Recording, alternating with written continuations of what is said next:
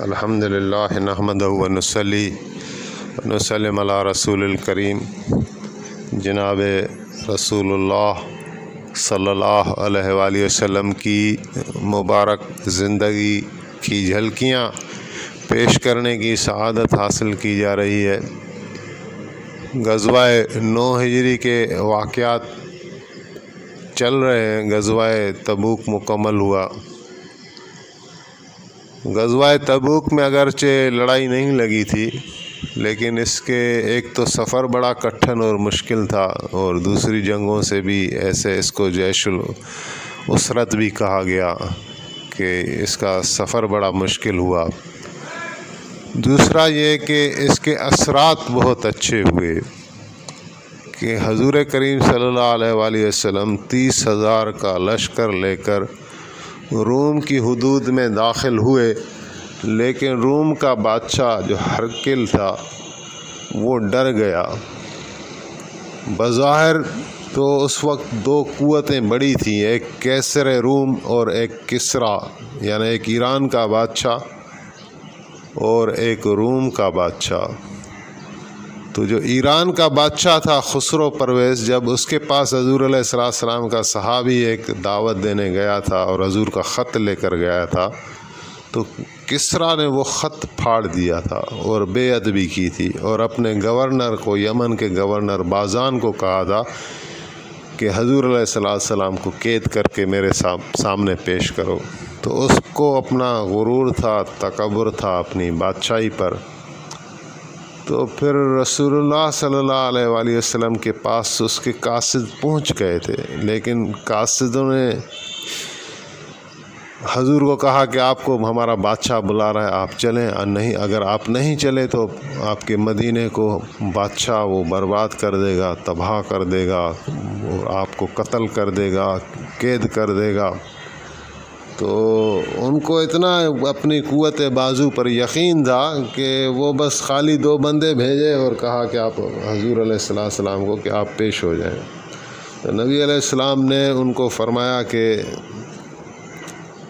تم جو ہے وہ رات ٹھہر جاؤ، صبح میں تم کو جواب دوں گا۔ پہلے بھی ذکر ہوا، تو صبح آپ نے فرمایا کہ تمہارے بادشاہ کو میرے بادشاہ احکم الحاکمین نے اپنے بیٹے کے ہاتھوں قتل کرا دیا ہے۔ تو وہ کسریٰ جو ہے اپنے بیٹے کے ہاتھوں قتل کیا گیا۔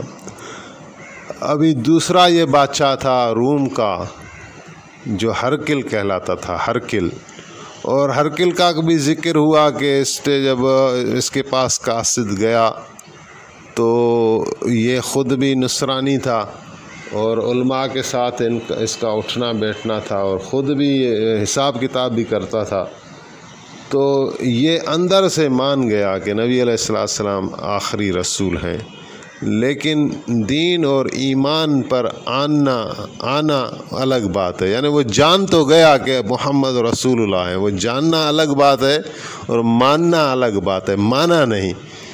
تو لیکن اس کو اتنا اندازہ تھا کہ وہ پھر حضور علیہ السلام کے سامنے جنگ کرنے نہیں آیا، اور 30,000 لشکر لے کر نبی کریم صلی اللہ علیہ وآلہ وسلم نہ صرف روم کی حدود میں داخل ہوئے، بلکہ کئی روز آپ نے قیام فرمایا، 15 روز یا 20 روز کے قریب، تو پھر بھی یہ لشکر نہیں آیا۔ اور جب آپ واپس آئے تو یعنی اسلامی قوت کا ڈنکا چاروں طرف بج گیا کہ حضور علیہ السلام اور مسلمانوں کے سامنے جو ہے وہ روم کے بادشاہ کو بھی طاقت نہ ہو سکی، جس کے پاس 2 لاکھ سے بھی زیادہ فوج ہے، کہ وہ حضور کا سامنا کر سکیں، اسلامی لشکر کا سامنا کر سکیں۔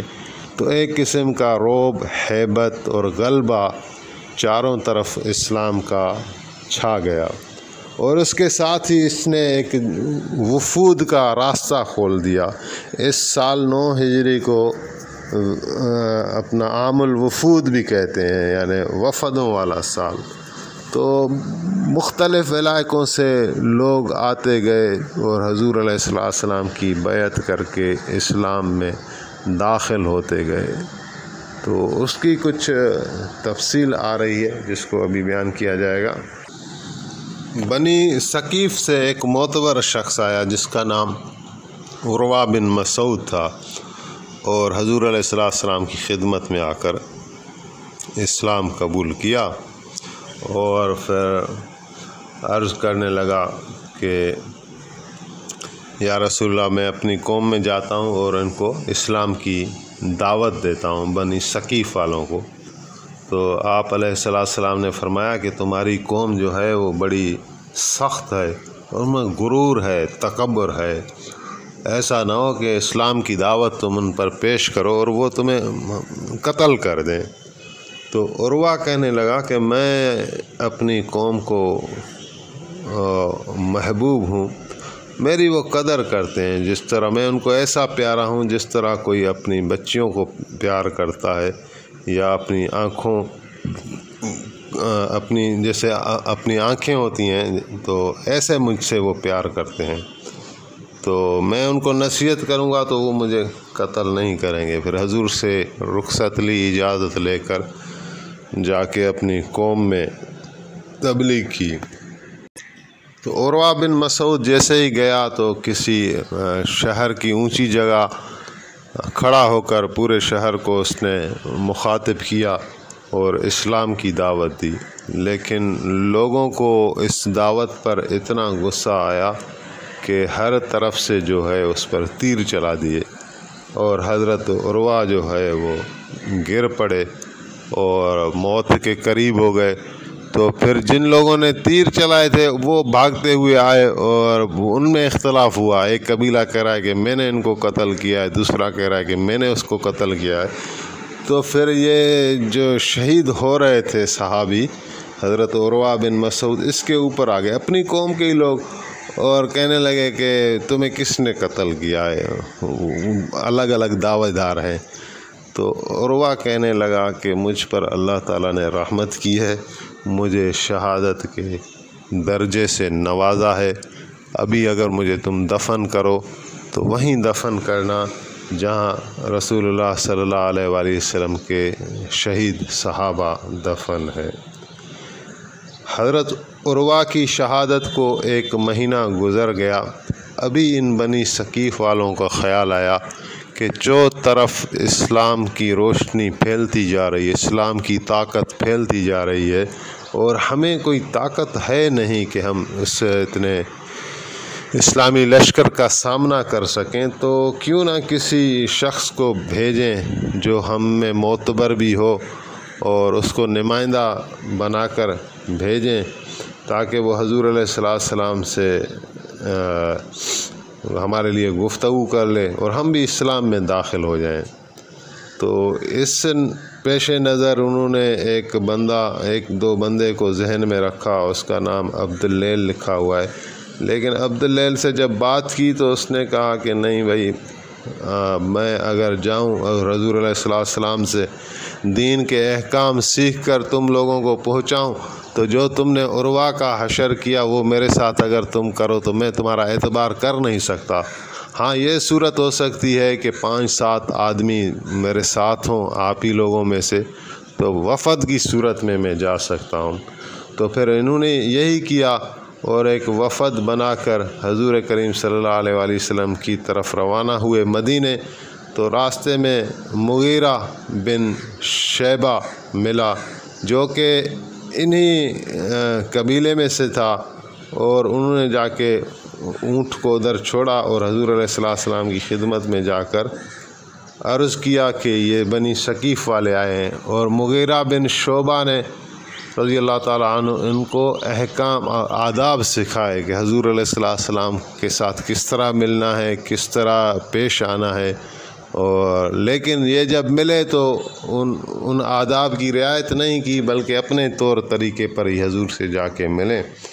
और फिर हजूर अलैहिस्सलाम से गुफ्तगू हुई और नबी करीम सल्लल्लाहु अलैहि वसल्लम के साथ ये जो यानी रियायत चाह रहे थे। पहले तो उन्होंने कहा कि हमारा एक बड़ा बुत है लात, हमें इसकी इजाज़त दी जाए, उसको न तोड़ दिया जाए। तो कुछ टाइम, 1-2 साल आप अलैहिस्सलाम ने फरमाया कि नहीं, ये नहीं हो सकता, बुत को एक लम्हा भी नहीं छोड़ेंगे। फिर उन्होंने कहा कि 5 वक्त की नमाज जो है وہ ادا کرنا یہ بڑا مشکل اور زحمت والا کام ہے، ہمیں نماز کی معافی دیں۔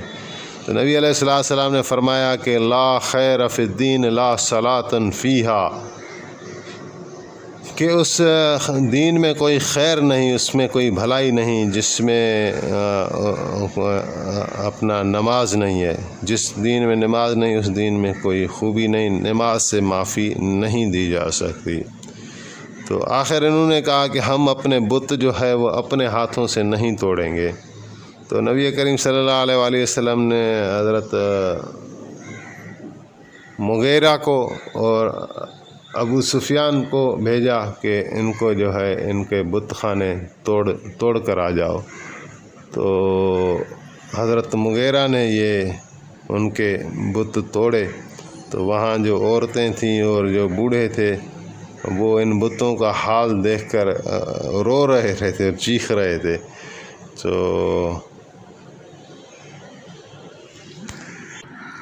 ایک قبیلہ پھر آیا بنی مرہ سے، اور ان میں 13 لوگ تھے، اور اس سال حضور علیہ السلام نے خود بھی عمدہ لباس پہنا اور صحابہ کرام کو بھی یہی حکم دیا۔ اور یہ کہتے ہیں بزرگان دین کے نبی علیہ السلام نے اس امت کے امیر آدمیوں پر کرم فرمایا کہ اس سال آپ نے بہت عمدہ لباس پہنے، اور گنجائش رکھی کہ اچھے سے اچھا لباس پہنا بھی سنت قرار پایا۔ تو 13 لوگ آئے بنی مرہ سے، اور یہ کہنے لگے کہ یا رسول اللہ ہم آپ کے ننھیال میں سے ہیں۔ تو حضور علیہ السلام نے ان کو بڑی عزت دی اور بڑے تحفے طوائف دیے، اور یہ عرض کرنے لگے کہ ہمارے ملک میں قحط سالی ہے، برسات نہیں ہو رہی۔ تو حضور علیہ السلام نے برسات کے لیے دعا مانگی، اور جب یہ واپس گئے تو دیکھا کہ برسات خوب ہوئی پڑی ہے ان کے آنے سے پہلے ہی۔ تو پھر جب پوچھا اور حساب لگایا تو وہ اسی دن سے برسات ہوئی تھی جب حضور کریم صلی اللہ علیہ وآلہ وسلم نے دعا کے لیے ہاتھ اٹھائے تھے۔ ایک وفد آیا بنی عامر سے، اور اس میں 2 افراد تھے، عامر بن طفیل اور عزید بن قیس۔ یہ دونوں بدبخت تھے۔ عامر بن طفیل وہی ہے جس نے بئر معونہ پر 70 صحابہ رضوان اللہ تعالی علیہم کو شہید کیا تھا اور حضور کو بڑا رنج پہنچایا تھا۔ تو ابھی وفود کا سلسلہ ہے، ابھی کسی سلسلے سے آئے اور آ کے بیٹھ گئے، تو حضور کریم صلی اللہ علیہ وآلہ وسلم کی مبارک عادت ایسی نہ تھی کہ جو چل کر آئے اس کو آپ قتل کرا دیں۔ تو انہوں نے آگے سے بات کی تو بات بھی بے ادبی سے شروع کی، اور آپس میں ایک مشورہ کیا۔ عامر بن طفیل نے عزید کو کہا کہ میں حضور کو باتوں میں مشغول کروں گا، اور تم موقع پا کر ہی تلوار سے حضور علیہ السلام کو شہید کر دینا۔ تو پہلے تو یہ بات کی، اور پھر عامر نے جب بات کی تو کہنے لگا کہ اگر میں مسلمان ہو جاؤں تو میری ایک شرط ہے کہ آپ کی وفات کے بعد خلافت مجھے ملے۔ تو حضور علیہ السلام نے فرمایا کہ خلافت ایک بڑا منصب ہے، اور تم اس کے یا تمہارا قبیلہ اس کا اہل نہیں ہو سکتا۔ تو پھر یہ کہنے لگا کہ جو دیہات کے قبائل ہیں مجھے آپ ان کا ہی سردار بنا دیں۔ تو حضور علیہ السلام نے فرمایا کہ پہلے تم اسلام قبول کرو، ایمان لے آؤ، اور جہاد فی سبیل اللہ کے لیے تیار ہو جاؤ، پھر تمہیں مجاہدین کا سپہ سالار بنایا جائے گا۔ تو یہ عامر بدبخت کہنے لگا کہ یہ کام میں نہیں کر سکتا، اور یہ کہتے ہی گستاخی اور بے ادبی کے ساتھ اٹھا اور کہنے لگا کہ میں مدینے پر اتنے سوار اور اتنے پیادوں کا لشکر لے کر آؤں گا کہ آپ نے وہ کبھی اتنا بڑا لشکر دیکھا ہی نہیں ہوگا۔ یہ کہہ کر نکل گیا۔ تو عزید کو باہر اپنے ساتھی کو کہا کہ میں نے حضور کو اتنا مشغول رکھا تو تم نے تلوار کا وار کیوں نہیں کیا؟ تو عزید کہنے لگا کہ جب بھی میں دل میں ارادہ کرتا تھا کہ حضور پر میں وار کروں تو حضور علیہ السلام میری نگاہوں سے اوجھل ہو جاتے تھے اور مجھے صرف تم دکھائی دے رہے تھے۔ اگر میں اس وقت وار کرتا تو وہ سیدھا تمہیں ہی لگتا۔ تو یہ بدبخت عامر جو ہے یہ یہاں سے نکلے تو اس کا حضور علیہ السلام نے بھی ان کے لیے بد دعا کی کہ آپ تو پہلے سے ہی رنجیدہ تھے، آپ کے صحابہ کرام کو شہید کیا تھا، تو یہ راستے میں ہی تھا کہ اس کو جو ہے وہ ایک طاعون کی بیماری نے آ کے پکڑا اور اسی میں یہ مر گیا۔ اور عزید جو ہے وہ اپنے اونٹ پر سوار ہو رہا تھا تو آسمان سے بجلی گری ایسی کہ عزید بھی جل گیا، لیکن وہ اونٹ جس پر یہ سوار تھا وہ بھی جل گیا، اور اللہ تعالیٰ نے ان کو اپنے اعمال کی وجہ سے پکڑ لیا۔ تو انشاءاللہ یہ آگے بیان جاری ہے، اللہ تعالیٰ ہمیں اس کی توفیق دے، آمین۔